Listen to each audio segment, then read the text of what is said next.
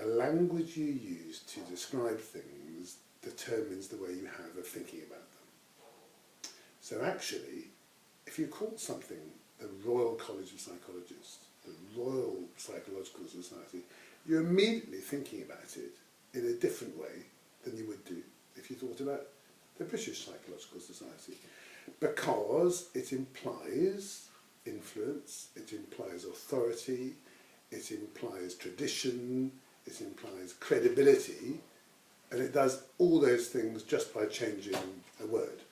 And so many people will say, well, actually, it isn't all you're doing talking about changing the odd word. Of course, yes, it is, but they're very, very, very, very important words. And of course, it wouldn't just be words, because it would mean a new constitution and a new charter and new statutes and a new system of governance and a change in headquarter arrangements and all of those things. So it's much, much more than changing the words.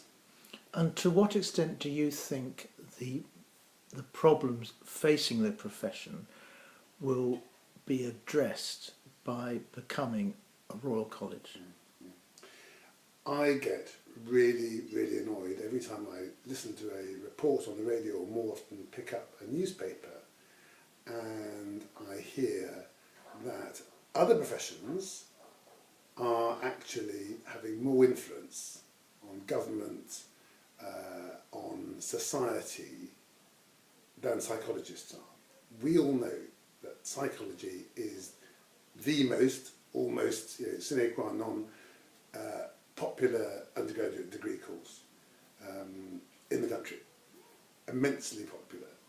We all know that the BPS now has 50,000 members, just waiting to celebrate its 50,000th, and who knows, 1.5, 2 times that, actually, if you count the psychologists who aren't members.